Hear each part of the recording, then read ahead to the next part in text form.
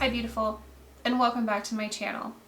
If you're new here, thank you so much for joining me. This is a little bit different of a video, so I hope you enjoy it. If you're here, just do know that I do wig reviews, I do tips and trick videos to help other people like myself who are struggling with hair loss to feel a little bit more beautiful and a little bit more comfortable in their own skin.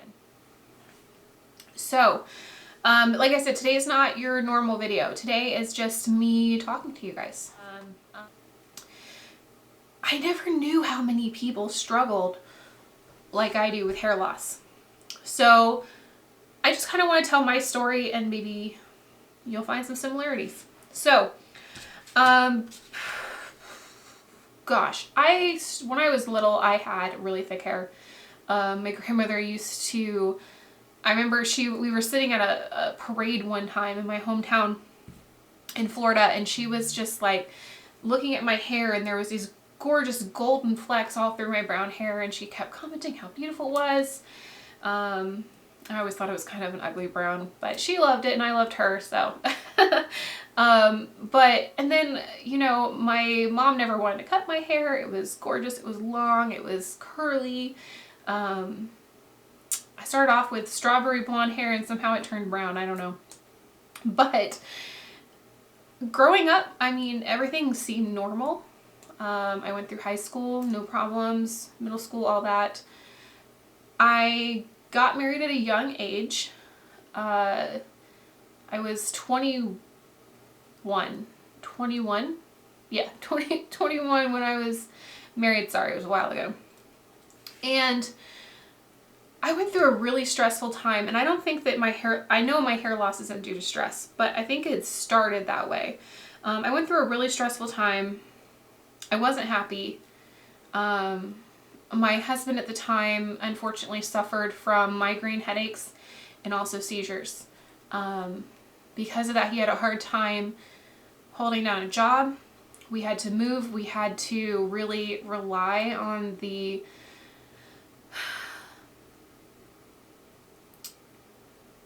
I guess you could call it kindness of his mother. I mean, she was kind. She took care of us for a while, but anyway, it was more of a controlling kind, you know, like when someone helps you out and then they own you. Nevertheless, I was very grateful that she helped us. Anyway, totally other rabbit hole. That's not what you're here for. We started going through some tough times, and I started to notice my hair thinning quite a lot, and I didn't have any bald spots, but it was just overall thin. I didn't really feel pretty anymore, but I never did anything about it.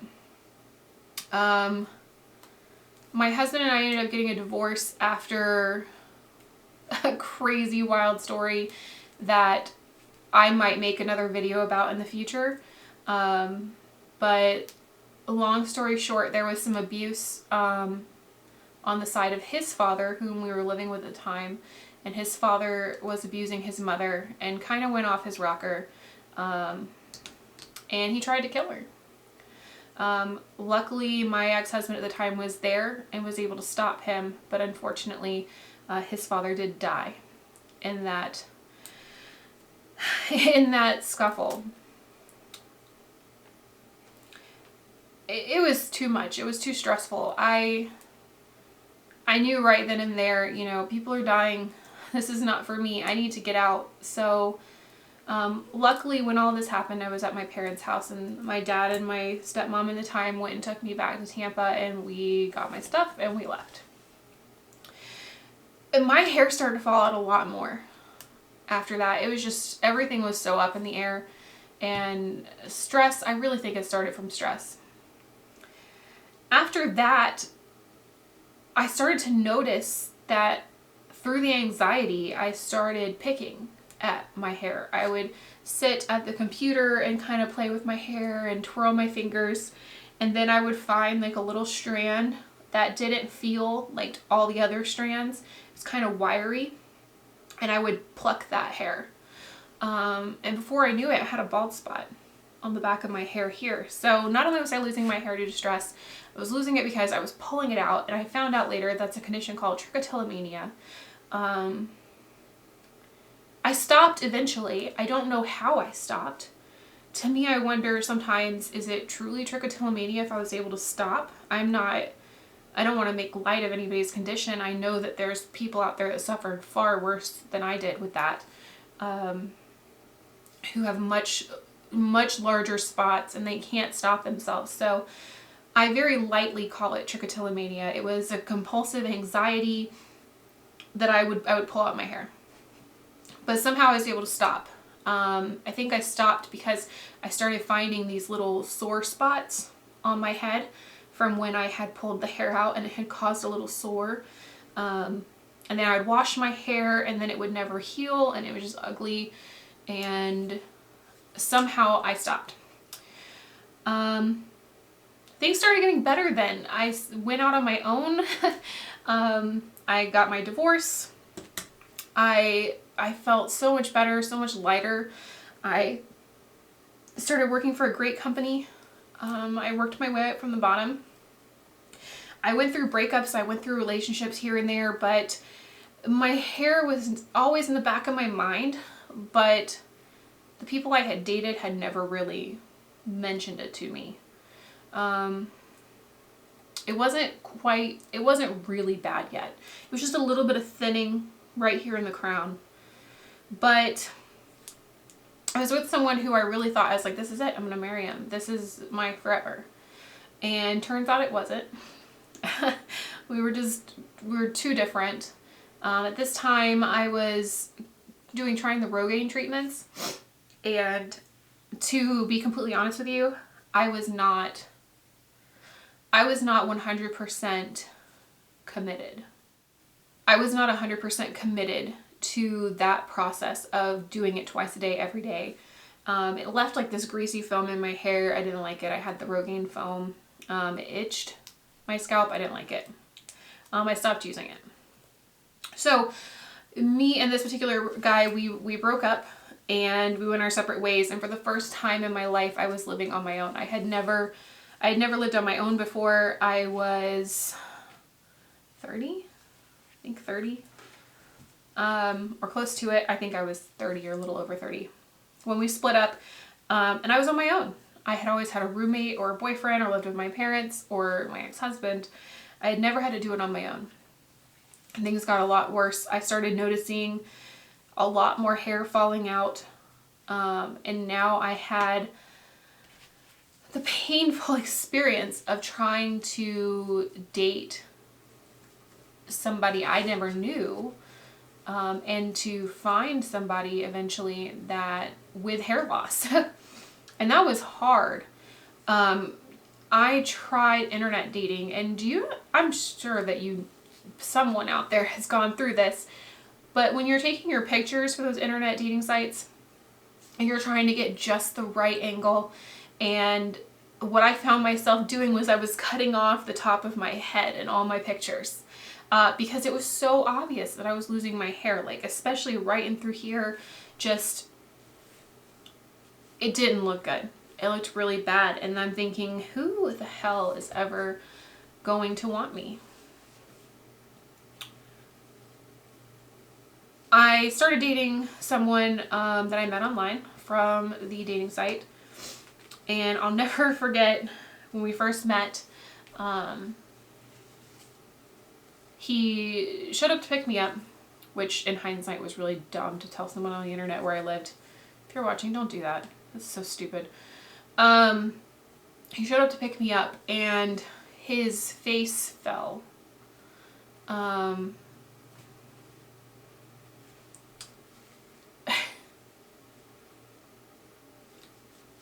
I didn't know at the time what it was.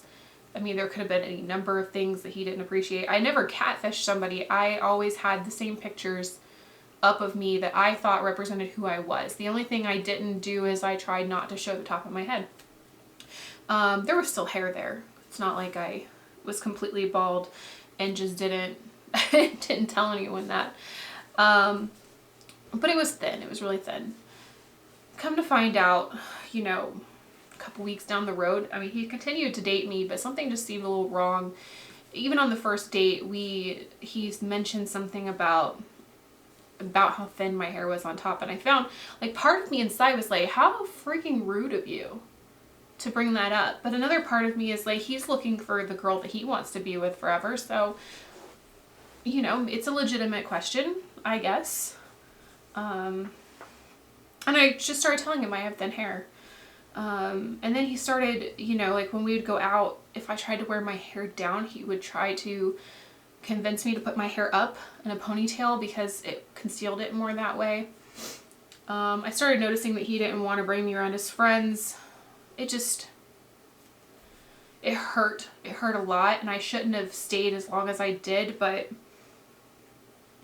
I had some real self-confidence issues at that time in my life.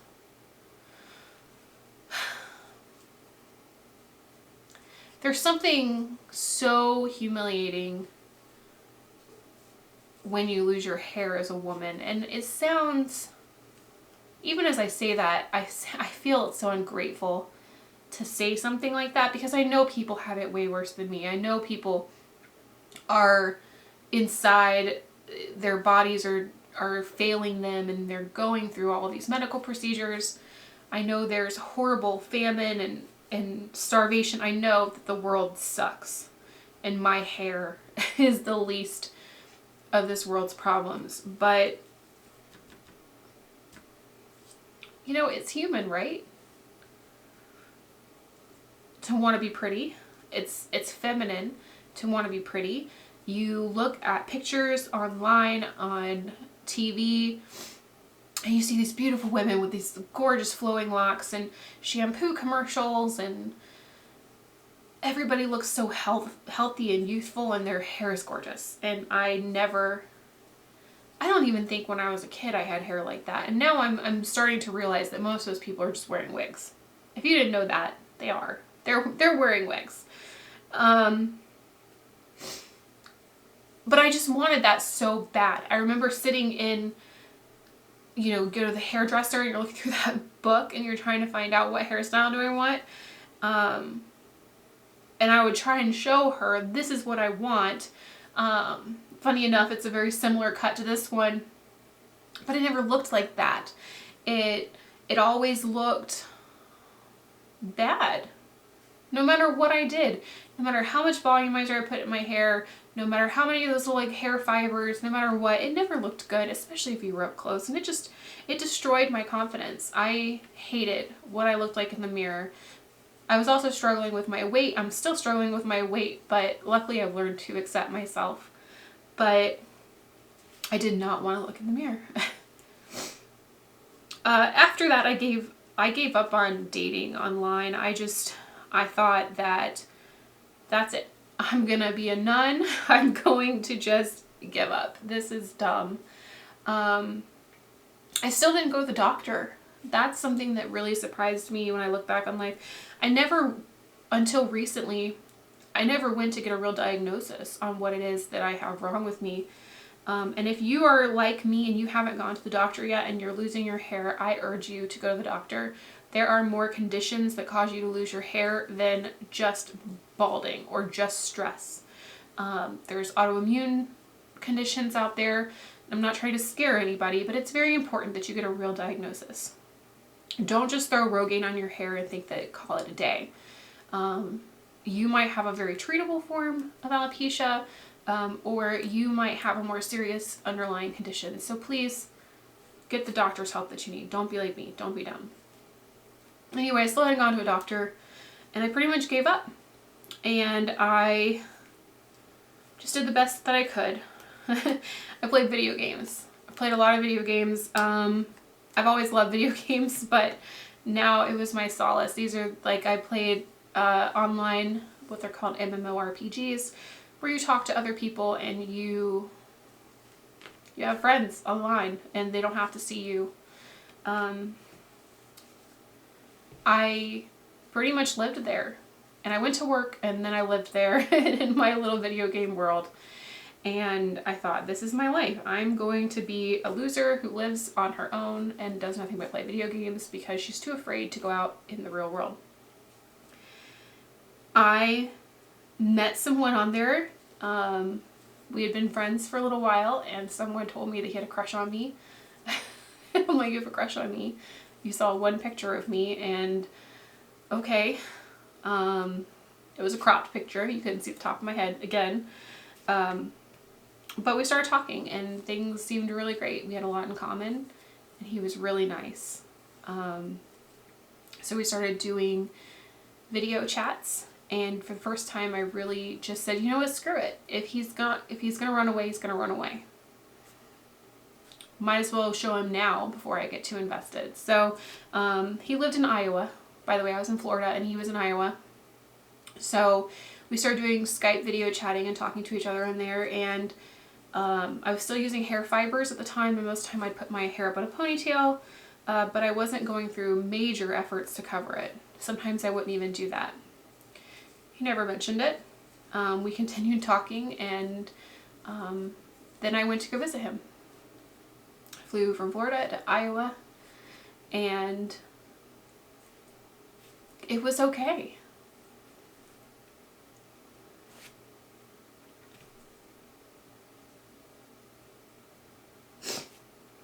Sorry. For the first time in my life, someone looked at me and I wasn't second guessing like what he was thinking. He told me I was beautiful.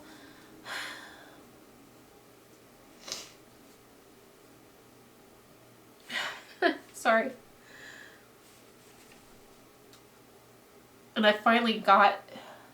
I finally understood everything that people talk about. I should have brought tissues. I didn't expect to cry. This is dumb. I'm crying over hair, y'all.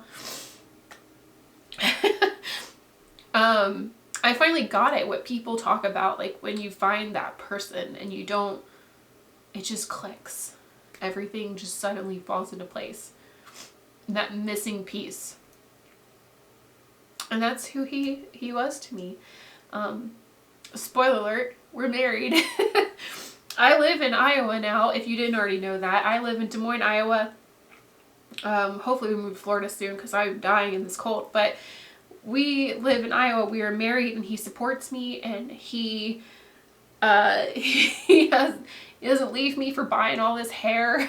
So I just want to tell you, if you're out there and you're struggling, and I know, again, there are so much worse things that could be happening than losing your hair, but it hurts, especially as a woman. It really hurts. So if you're out there and you're dating, or you're wondering if anybody's going to love you, if you're ever going to feel beautiful again, if you're ever going to feel normal again, you can, you will. You have to learn to love yourself. That took a long time.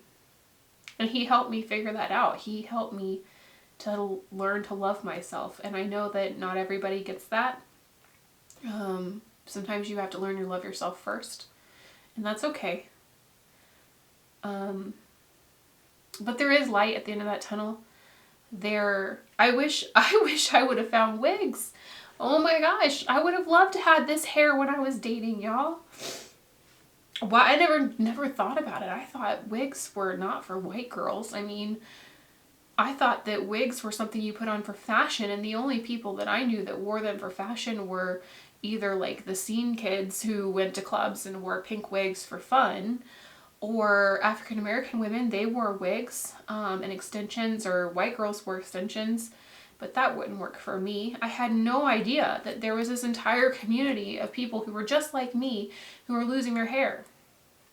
So fast forward 4 years, I'm 34 now, and I have my diagnosis of androgenic alopecia, which means that basically it's female pattern baldness. It's the same thing that you see that men get, where they lose all the hair on top of their head.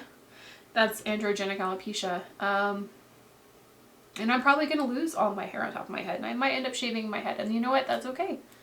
Because I would rather be bald than to continue to pump my body full of chemicals and deal with Rogaine foams and take pills and injections And if that's not you and you still want to do all those things, please know that's fine. There's nothing wrong with that. I just came to a point where it wasn't worth it anymore. I would never have this hair with injections. I would never have this hair with Rogaine. So I just don't. I choose to save my money and buy pretty wigs. So that's my story. This story is about healing. This story is about accepting yourself. This story is about helping other people. And that's what I strive to do now. I strive to educate. I strive to hopefully give people just a moment's break to be able to look and see that you can have the dream hair that you've always wanted. It's possible. It's very possible to be happy. And it doesn't have to rely on a significant other. It can just be you and you learning to love yourself and that you are beautiful. That's why I open every single one of my videos with hello beautiful, because you are. You're beautiful. So before I keep crying and snotting and getting my mascara everywhere, I'll just leave you with this. If you're hurting, if you need help, if you just need someone to talk to, please reach out to me.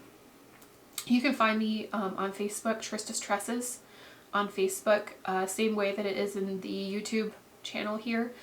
Shoot me a message. Just message me on there and I will gladly help you. Same thing on Twitter, Trista's Tresses on Twitter. Send me a message if you just need to talk.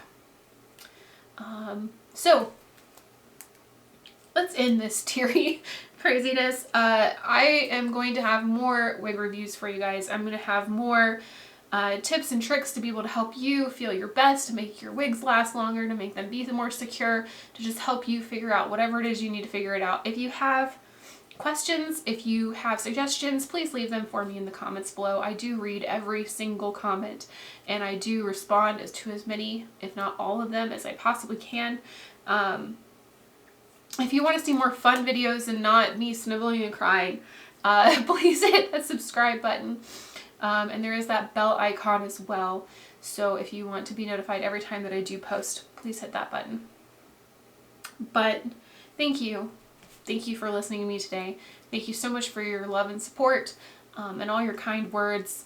I never expected to be on this particular journey, especially on YouTube at 34, but I very much appreciate every single kind word and support that you guys have given me. So thank you so much for spending your day with me today. I hope you have a wonderful day. Goodbye, beautiful.